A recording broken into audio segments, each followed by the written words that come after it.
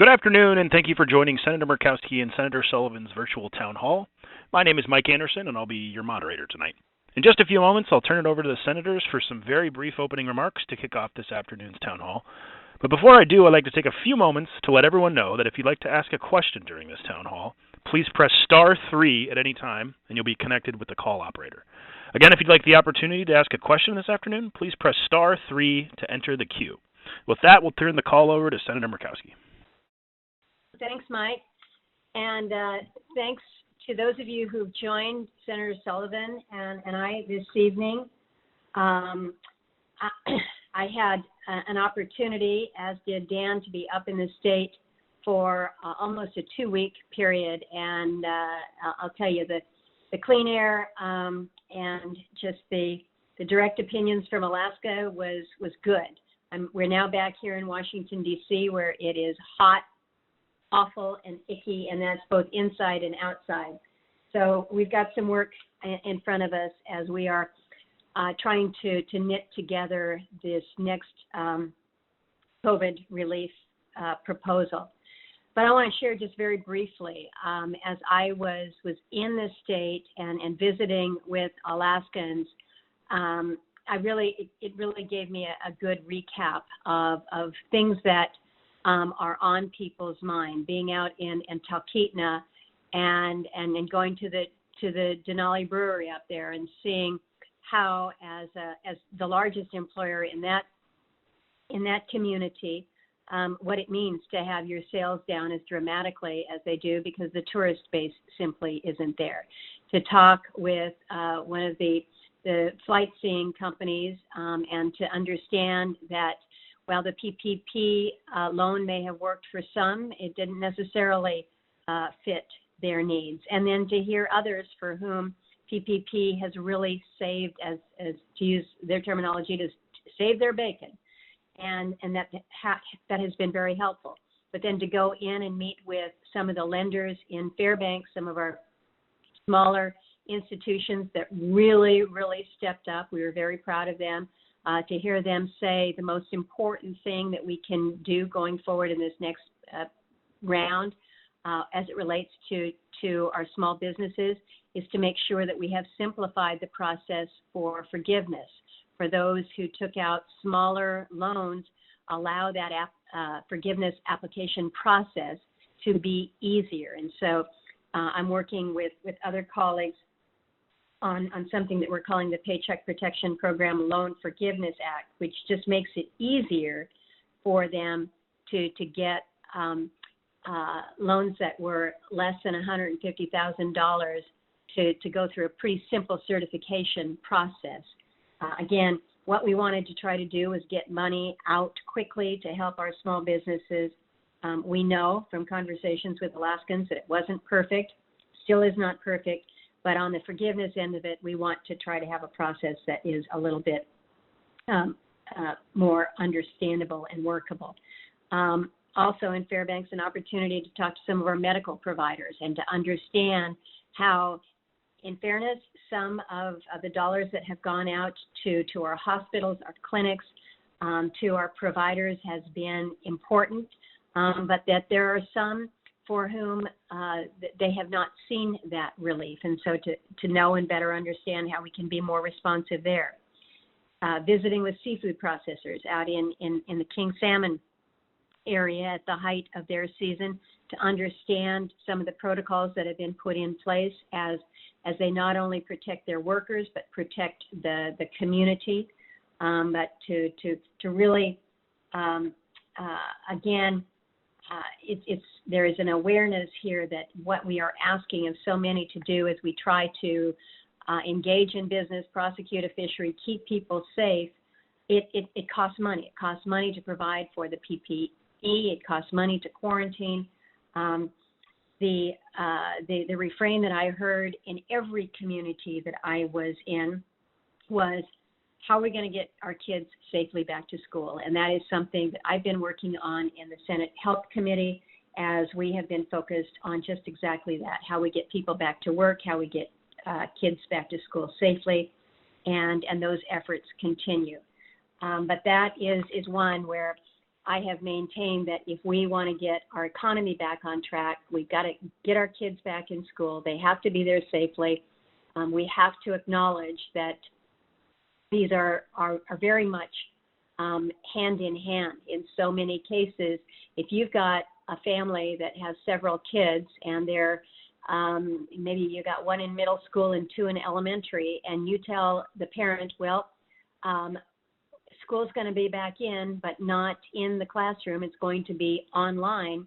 And that parent then has a decision that they've got to make as to how they ensure that they can not only show up for work, but also make sure that their kids are safe when they are at home. So these are discussions that Alaskans are having all over the state. And some of these discussions are dividing us. Some of them are really hard and controversial. But I think we're seeing a spike around the state. We're seeing numbers that we have not only not seen, but always hoped we wouldn't get to. But yet, people are following quarantine measures. They're observing the mandates where there are mandates in place for masks. They're social distancing and working to address the continuing impact on the health side. On the economic side, we know that we have a lot more that we have to do to address. So we're in session now. This has been 1 week back. I wish that I could have told you, both Dan and I were just talking about this, wish we could have told you what the contours of the agreement are, but they're still being hashed out right now. But I do think it's fair to say that there will be a continued support for our small businesses. There will be strong support for our schools so that they can safely reopen. There will be continued support through unemployment insurance. I think there's still some discussion as to whether or not the amount that was added to the stateside benefit will continue at that level, but I think the commitment to unemployment is recognized as our numbers continue to be at somewhat unprecedented levels. Alaska is above the national average. I think we're hovering around over 12% right now. I do think also you will see another round of direct assistance to Alaskans and to people around the country. So we are working on that, and we'll be working on it for these next couple of weeks. In the meantime, Senator Sullivan has a lot to talk about because he was on the committee that was successful in advancing the National Defense Authorization, which equips our military, provides them with a much-needed pay raise, and has good provisions in it, not only for the country, but for Alaska particularly, and the Arctic. We worked together to create a new DoD Regional Center for Arctic Security Studies, and very proud of that effort. So that's accomplishment coming out of the Senate this week. And then the Great American Outdoors Act, which focuses on our parks and our lands and providing for ongoing support and maintenance. That passed the House today, so that's going to be going on to the President. Secretary of Air Force unveiled a new Arctic strategy, so we're continuing to press on those initiatives. So there's a fair amount going on, even in these hot days of late July. So look forward to hearing the questions that we will receive from Alaskans this evening, and thank you for being on the call. Thank you, Senator Murkowski. Senator Sullivan, go ahead. Well, thank you, Mike, and good afternoon, everybody. And thanks again. Thank you so much for joining us on another one of our Teletown Halls. I think this is the 12th that we've done since the pandemic hit our state, hit our country. And I will tell you, I think Senator Murkowski and I both really, really appreciate them because we get to hear not only the concerns, but also the ideas and what we need to focus on here. And so thank you again for the time. We obviously heard a lot of concerns Senator Murkowski mentioned. when we were back home, I had the opportunity, like she did, to travel all across our state, spent a few days at our family's fish camp on the Yukon, a slice of heaven, and really was able to get out to many communities, from Fairbanks to the Mat-Su, Nenana, Healy, down on the Kenai, Juneau, King Salmon. We hosted the Secretary of the Air Force. I think that was a really important visit. The Secretary and I actually got up to Kotzebue and Utqiagvik, and I think that was an inspiration for her to release the Arctic Strategy, Air Force's Arctic Strategy, that the Secretary of the Air Force just released 2 days ago, which really, really highlights just how important our state is to our nation's security. Like Senator Murkowski, I did have the opportunity also to hear from many of our health officials, Commissioner Crum, Dr. Zink, many of our hospital administrators, and of course got to meet with our small business leaders, many in the nonprofit sector, some of our elected officials. I was able to participate in a Juneau City Council meeting, and the point, I think we heard some pretty important themes. Senator Murkowski mentioned some of these, certainly with regard to more flexibility. That's a theme we've been hearing throughout, really everywhere, from the governor and his team to every elected official to managers of our boroughs and cities. I'm hopeful that that's going to be in this next package. That would be flexibility for the CARES money that already went to the state, and that would be an important development, and we're continuing to press that. The next CARES Act that we're negotiating right now, as Senator Murkowski mentioned, I think it hits on the priorities that so many of you mentioned to us, and we'll probably hear on the call tonight. Significant school funding, particularly as the challenge and importance of reopening our schools and universities throughout our state and country is really upon us. Of course, more focus, continued focus on healthcare facilities, including community health centers, which have done such important work. A continued recognition that so many small businesses, even with the PPP program, are still struggling.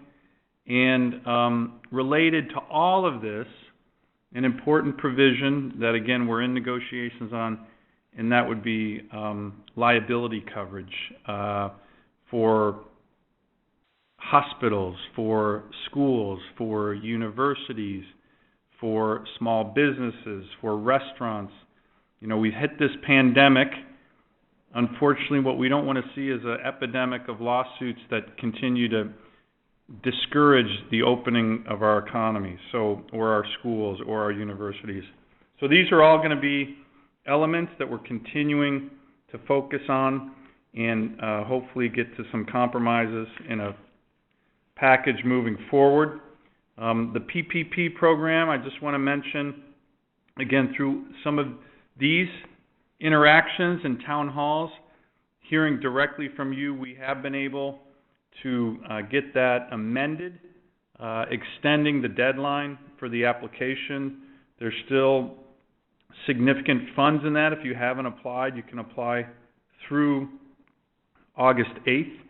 And as we noted on previous calls in Teletown Halls, we were able to ensure that could help directly seasonal businesses and now our commercial fishing businesses, and that had a very difficult time given Treasury regulations to access any element of assistance from the PPP program. That's now changed, and we're hoping that our fishermen who are out there fishing now also have had the time to be able to apply for that, because we know that this has been a rough time for our fishing industry as well. There has been significant, and this is, I think, a good news story. There's been a number of press reports just in the last 10 days on significant progress with regard to vaccines, and we think that is obviously going to be critical. There are a number of trials going on with different lines of vaccines that are being tested. Human testing is already well underway, and of course that's going to be something that we are already working on. The federal government is already working on with regard to how quickly that could be distributed throughout the country. Senator Murkowski did mention the National Defense Authorization Act, what we call the NDAA. We had a final vote on that after a number of weeks of negotiating it, marking it up, amending it, and that passed overwhelmingly in a bipartisan way in the U.S. Senate today. There's a lot in there for our military, for our troops, keeping our nation safe, our military strong and ready. But I think as it relates to Alaska and the Arctic, this was one of the most consequential NDAAs. It's continuing the significant military investments in our state. We've had about $1.4 billion of military construction in Alaska in the last 4 years. This will add another $200 million, and many of which are focused on Arctic capabilities. Senator Murkowski also mentioned the Ted Stevens Center for Arctic Security, which will really cement our state as the preeminent place for the study of Arctic economic, social, national security issues. We think that's very exciting for the future of our state. So a lot that was positive in that. That will now go to conference with the House, and hopefully we will be able to continue to keep in all those good provisions. Once it comes out of conference, we'll vote on it one more time and send it to the President. Finally, as we've done in all of these Teletown Halls, and perhaps I think one of the most important things, please continue to reach out to our teams. We have a number of staff on the line right now. My Anchorage office is 907-271-5915. I mention that because our teams are working around the clock, and they're here to help all of you during these challenging times. We work for all of you, and if we can't get an answer here, we'll make sure our teams follow up and try to help you with some of your individual challenges. We know there's still many in our state, but what I've been so impressed by is how many people are working together, coming together, despite the challenges, to get us through these very difficult times, and that's what's happening. So, great to be back on the line, and look forward to your questions, comments, or concerns tonight. Thank you, Senator Sullivan. And once again, for any listeners looking to ask a question tonight, please press *3 to be placed into the queue. Again, that's *3. With that, we're going to go to our first caller, and we're going to go to Janice in Anchorage. Hi, good afternoon, or in your case, good evening. I hate to be the one voice crying in the wilderness, but with the efforts to dismantle the post office, how do you each feel, or how do you see that affecting the Bush community, all of them here in Alaska? And what, if anything, do you plan to do to protect the Postal Service? Will you be supporting aid to the Postal Service in the next stimulus package? Well, I'll start with that, Janice. Thanks for the question. You know, I know there's discussion out there. Oh, we need to privatize the Postal Service because it just costs us so much money. It costs taxpayer money. Our reality is that our U.S. Postal Service relies almost entirely on sales of postal products for its revenues.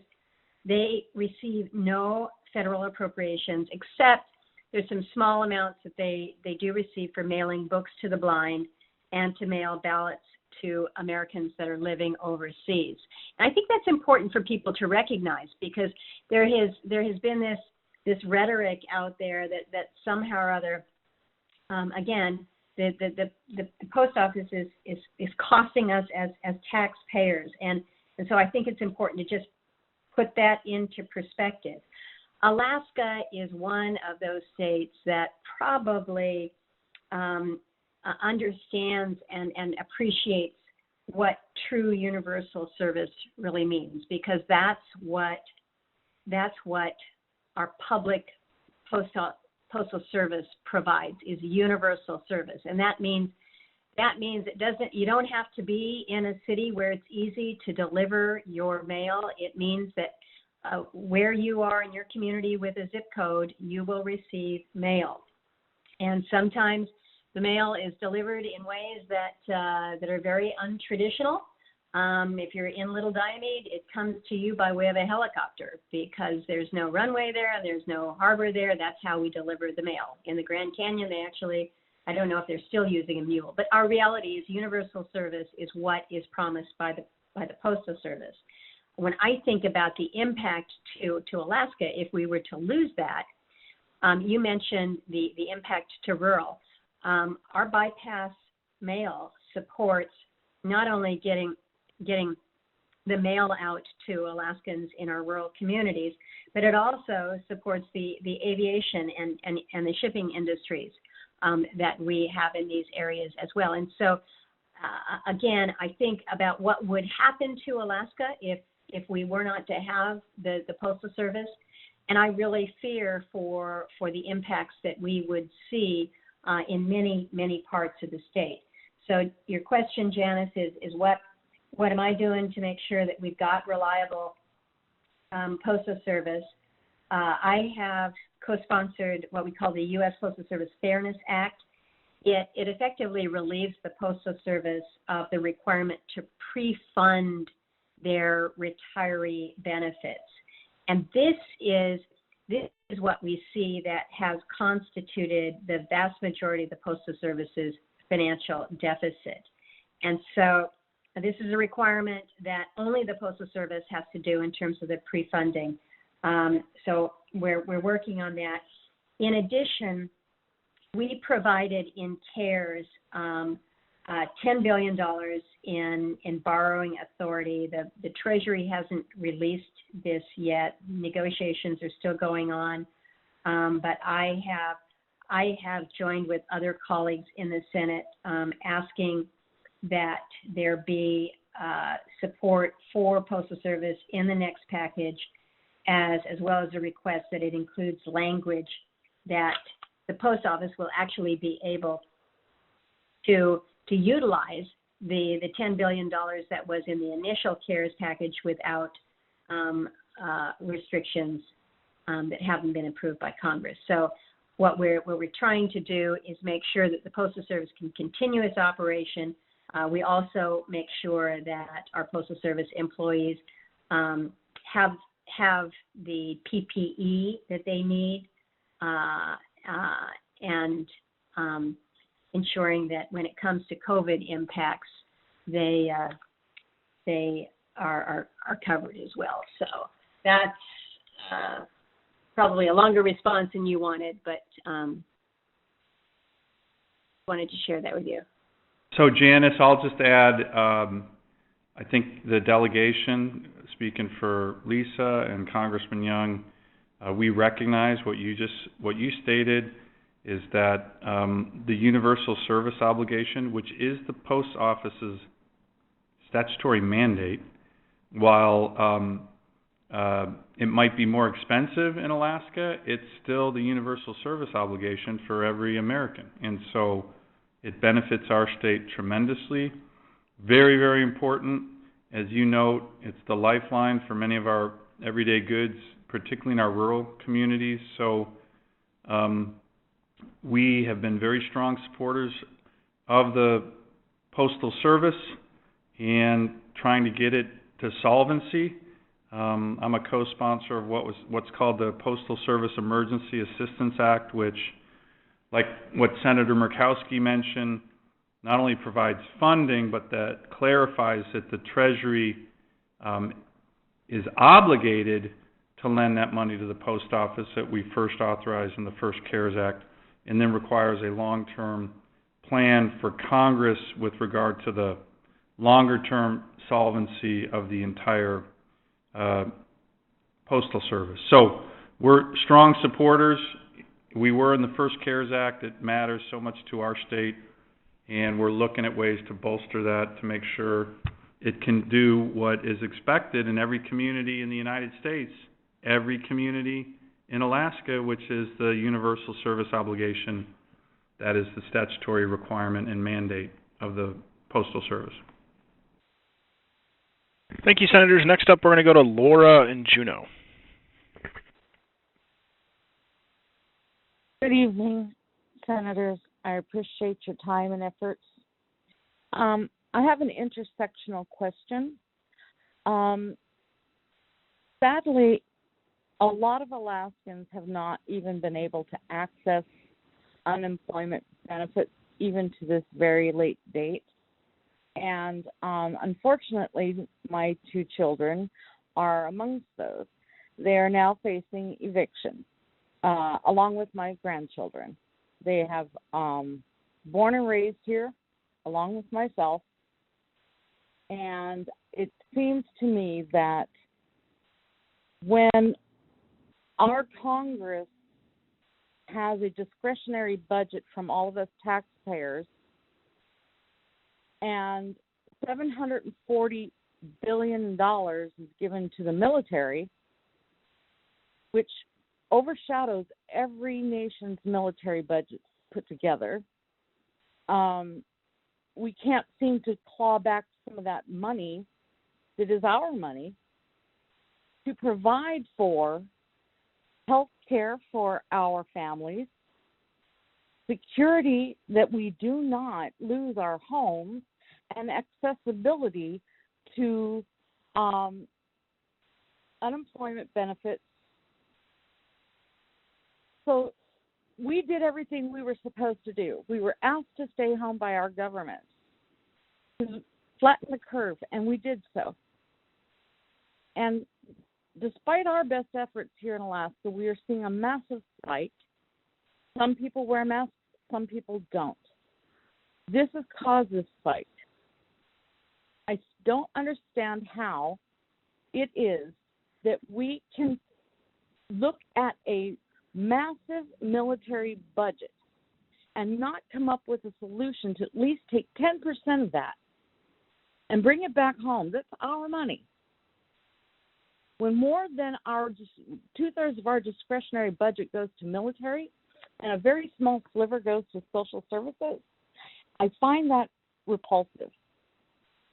And I really am resentful that I'm going to look at children that have done everything right and worked hard who cannot access unemployment to this date and are now looking at eviction notices and homelessness because they did what we were asked to do.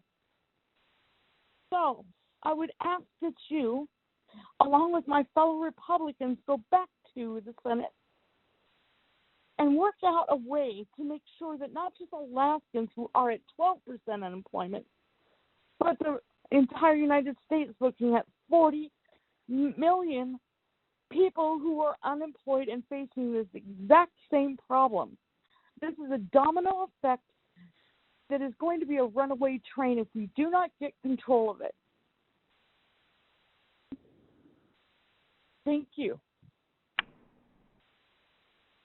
Laura, I think we all can hear the emotion and the anxiety that you and your family are facing. And as Senator Sullivan mentioned, part of our jobs is to try to help navigate some of the levels of bureaucracy. You've indicated that both of your children are unable to have been able to access unemployment. And while that is a state matter, we can certainly try to help navigate that with your family and find out for whatever reason that they have not been able to receive unemployment. You mentioned the threat of eviction. Again, this is really one of those a direction that all of us have feared. You know, you lose your job, again, through no fault of your own. As you've indicated, you did everything right.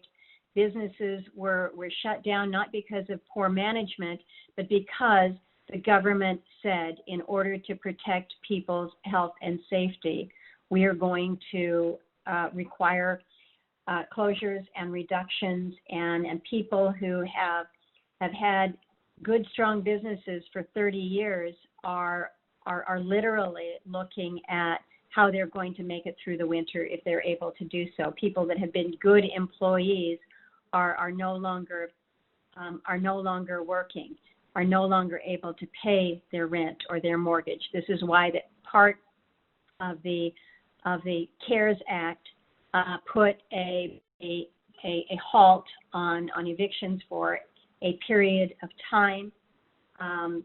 The state has moved with that as well. I have introduced and am working with a number of colleagues on a measure that we call the Family Emergency Stabilization Act, and it is designed to basically be there to help those from entering a place of homelessness, and that is something that none of us wish to think of, but in these difficult times, we know we're going to see more families that are vulnerable, more families that are not going to be in a stable home situation. And so how we provide for these safety nets is part of what we're doing now to address it. It does not come without a cost. The initial CARES Act, in terms of spending, in excess of $2 trillion. This next round of relief will be equally expensive. I don't know if it's in the same numbers. Again, we haven't resolved this yet, but we are borrowing as a nation to respond to the immediacy of this crisis. And believe me, I'm very cognizant that this adds to our debt. But again, I also recognize that what we're talking about here is a government response to an economic crisis brought about by a health pandemic. So through, again, no fault to these businesses, no fault to good people who've been paying their bills, who have been working to feed their families. We are at a place that none of us had ever hoped to see. So again, I'm working on some initiatives that will hopefully keep families from being evicted through uses of funding through the Emergency Family Stabilization. But if there is anything that we can do right now in the here and now to help you and your family, know that our teams stand ready to do so. And Laura, I'll just add, same issue about our offices. Would be glad to try to work with you or your family members to see if there's anything with regard to unemployment and why you were not able to access that. We've actually had the director of the state unemployment insurance program and the commissioner of labor and workforce development on 2 of our town halls because so many questions get asked. And there have been people who have clearly fallen through the cracks. So we'd be glad to be able to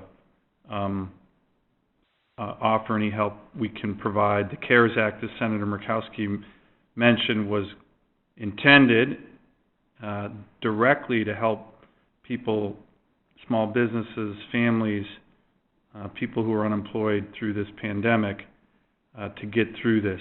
To your broader point, with regard to the military and military security and the defense budget, We do have a large defense budget, but I don't believe that the choice is a binary one between poverty and national security. I chair the Readiness Subcommittee on the Armed Services Committee, and our country certainly faces many national security challenges. But one thing I'm also very focused on is that when young Alaskans join our military and we ask them to go defend their fellow citizens in their country, which we've done a lot over the last decades, is that I believe it's the Congress's job to make sure they are ready to do that job with being the best trained, best equipped, so they can do their job and come home safely. I think that's a huge obligation for us. And I gave a speech on this issue on the Senate floor just yesterday because we're debating the defense bill. And there have been times in our history where this has not happened. I mentioned just literally 70 years ago this very summer, young men and women in the U.S. military were asked to go defend South Korea, and they weren't trained. They weren't ready at all. And in the summer of 1950, thousands of young Americans died horrible deaths because the Congress and the executive branch and the military didn't train them, didn't fund them. And to me, was one of the biggest derelictions of duty in U.S. history. So I take that obligation. We have many here in the Senate, but I take that obligation of if you're going to be one of the less than 1% of Americans who voluntarily raise their hand to support and defend the Constitution, that they need to be ready and trained so they can come home safely. So that's an important issue, and like I said, we were just debating that as well as the CARES Act this past week. Thank you, Senators. Next up, we're going to go to Teddy in Eagle River, who's got a question for the Senators. Good afternoon. How are you doing today? Good. Okay, thank you. First of all, I want to thank you guys for what you do. I appreciate it. I've been unemployed for about 6 months right now, and the kicker has been nice. My two questions is, obviously, is the kicker going to stop, number one? And number two, what's the status of the second stimulus package? Well, I'm assuming, Teddy, when you say the kicker, you're referring to the $600 a week add-on to the base state unemployment insurance. And I think it's fair to say at this point in time, it is not yet certain what will happen, whether that full add-on will be included, whether it will be a lesser number, whether it will be a percent of an employee's previous wages. One of the things that I know I have heard, and I'm sure that Senator Sullivan has heard it as well, I've talked to employers that have been somewhat frustrated that as they have tried to restart their business operations, maybe they were a restaurant that had to close down for a couple months, and now they're looking to bring back on folks who had worked for them previously who are now on unemployment. And what they're telling me is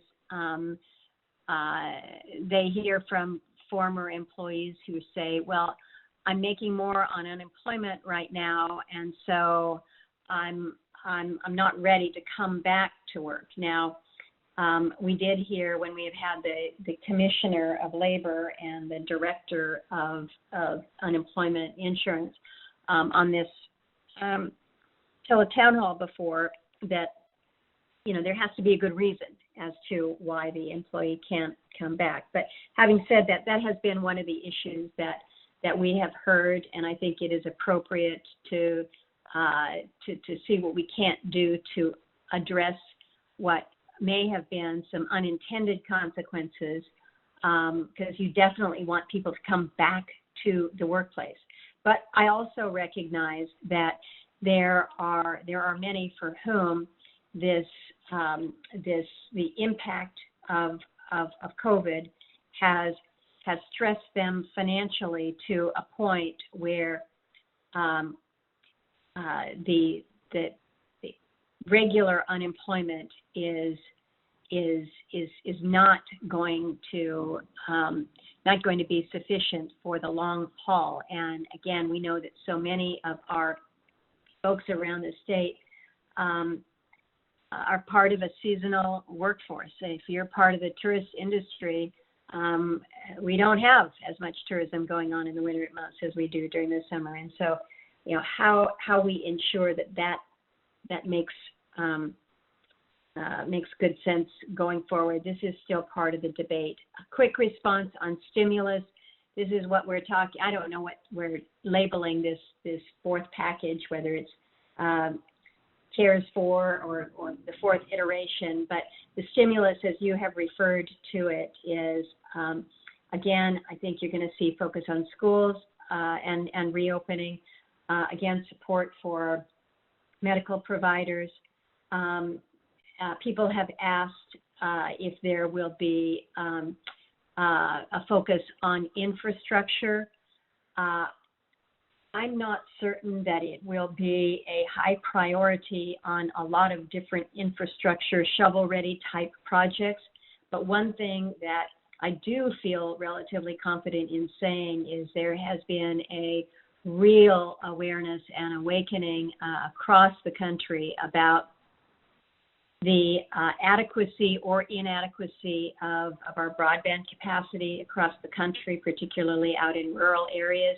It's pretty tough to tell a teacher you're going to conduct classes online if your students don't have access to the internet. It's pretty hard to tell the doctors that we're going to move a lot of these consultations to telemedicine when you don't have the connectivity that you need. And so I do think that you're going to see a much stronger effort when we talk about infrastructure that will be focused on broadband and capacity there. So Teddy, I'll just add, I think the issue that every single Alaskan, every single American wants overall is to get our economy moving again. We got to get through this pandemic and get to the levels we were very low unemployment rates, less than a year ago.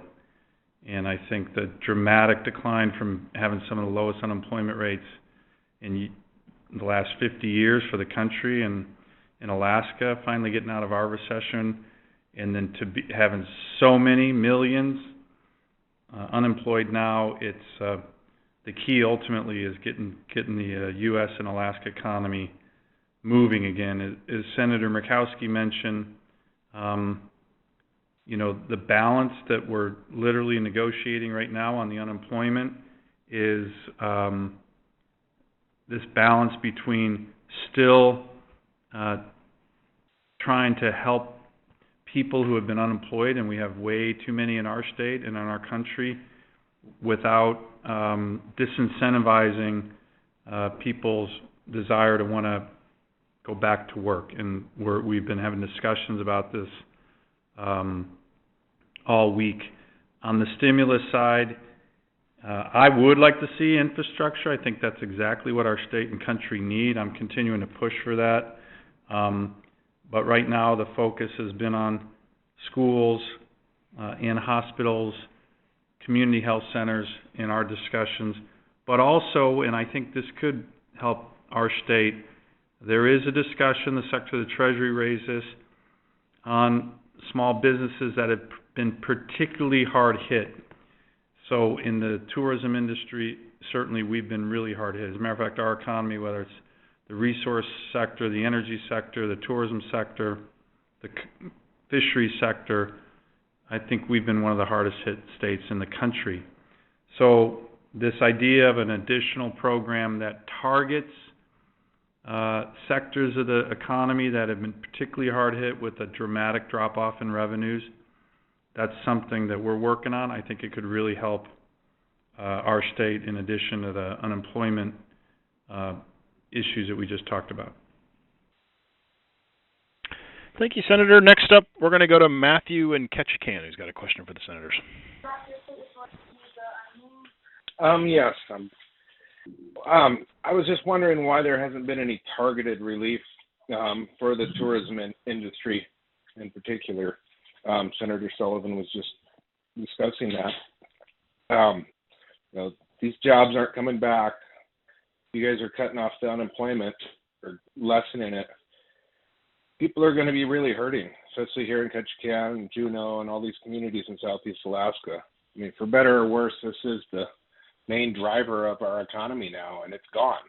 It's not like, I want to go back to work, but it's not. There's no jobs. It's not here. So I was just wondering if there's anything specifically, we talk about this new stimulus, keep hearing you want to make it more targeted, and maybe helping some of these small businesses, not just bailing out the cruise ship companies and the airlines, but the small businesses that employ 30 people, or, the longshoremen that get laid off every day and hired again by our contract and don't qualify as employees for the PPP. So we need something, it would be helpful to have something specifically designed, for the tourist industry. Otherwise, it's going to be a really hard winter here. So Matthew, I'll take a crack at that. It's Dan, and on the original PPP program, it had the way in which it was designed. It only had the small businesses to be able to get its loan based on the number of employees it had in March and April of this year. And so we heard from exactly people like you who are saying, well, what about the seasonal businesses, particularly tourism, that are going to get really, really hammered? So we work with Treasury to enable our seasonal businesses to apply for a PPP loan based on the number of employees they had last summer. And so that dramatically expanded their ability to get a bigger loan to get them through these challenging times. Because obviously, if, say, you're a fishing lodge in Alaska in March, or April, you may have had 3 employees. Last summer, you may have had 30. So then we heard, again, mostly from our tourism industry, the forgiveness period for the loan was only 8 weeks, because we thought at the time when we were passing the CARES Act, hopefully we'll be through this pandemic in 8 weeks. Well, obviously we weren't. So we got asked to extend that forgiveness period, which turns the loan essentially into a grant to the small businesses, to 6 months. So we did that about 5 weeks ago. So that was another one that was designed directly for seasonal businesses. But you're making a very good point, which is our seasonal businesses in particular, where they get their revenues primarily in the summer and aren't going to be able to have many opportunities for revenues after the summer, are still going to be struggling. So I mentioned that we're in discussions with the Treasury about another program that would be targeted particularly for sectors of the economy like the tourism sector whose revenues just plummeted. And there's other discussions, and I've been working with our tourism industry about what they call economic development assistance grants that would be tourism focused, and then even a bill that I've co-sponsored called the STEP Act that is a significant increase in EDA grants for tourism sectors of the U.S. economy, like ours, that were interrupted by the pandemic. So you're right, these are challenging times, particularly for our seasonal businesses, and we've tried to adjust the original CARES Act to do more in that sector. I think it's had some impact, but what we're trying to do is make a bigger impact to essentially enable these small businesses to survive, keep their employees, and make it through to another season. And it's going to be a struggle, there's no doubt, but we're very, very focused on the question you asked. Well, Matthew, Dan has kind of walked you through some of the different proposals out there. The STEP Act is, I think, an important one because that does focus in on again, I think many that are in whether the hospitality or like the tourism. When you think about what we really laid down or distributed to the states through the State Stabilization Fund, $1.25 billion coming to the state of Alaska. And one of the things that we are continuing to work through with regards to that money is greater flexibility to use that money in ways that make sense. Ketchikan is a tourist town in the summertime. That's the business, and it is a seasonal community in that way. Unfortunately, we've lost many of the year-round businesses, and so a recognition that how Ketchikan might be able to utilize those revenues that come to them from the state through the state stabilization. Again, the ability to really utilize these monies in ways that make sense is one of the things that we need to be able to resolve. Dan Sullivan has been leading on this effort to get this flexibility, and my hope is in this next round we get some greater clarity to that. We're seeing communities that are making grant funds made available to different businesses, and that can help.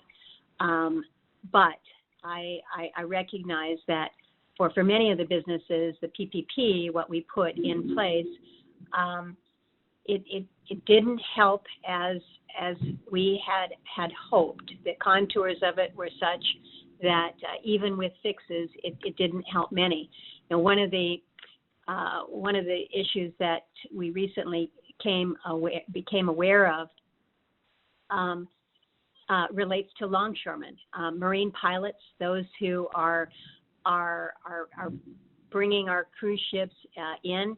Our reality is those folks aren't viewed as having an employer, so they couldn't make application to the PPP as others could, so they're completely left out of the program.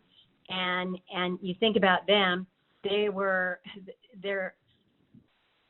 almost 100% reliant on the cruise industry, but where do they fit in the programs that we have outlined? It's not a clean fit. So, we're looking at ways and options so the state can again be part of the solution here, working to give some flexibility so that even though we might not have been able to structure things at the federal level that can be that direct relief, it can be utilized through the dollars that have gone through the states to come out to our smaller operators around the state in ways that will have a meaningful impact. I just end my comments to you with a recognition that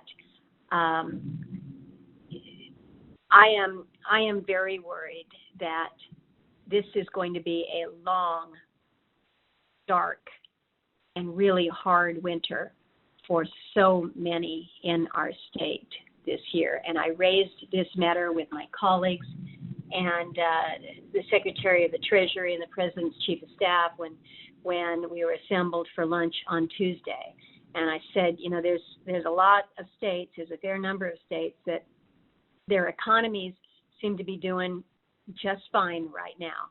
And I reminded them that there are other states where their economies are not doing fine, and they will not be improving until next year. And that's a long time to get through. So thank you for raising the issues. We know the great diversity that we have in the state, and we're very, very challenged right now.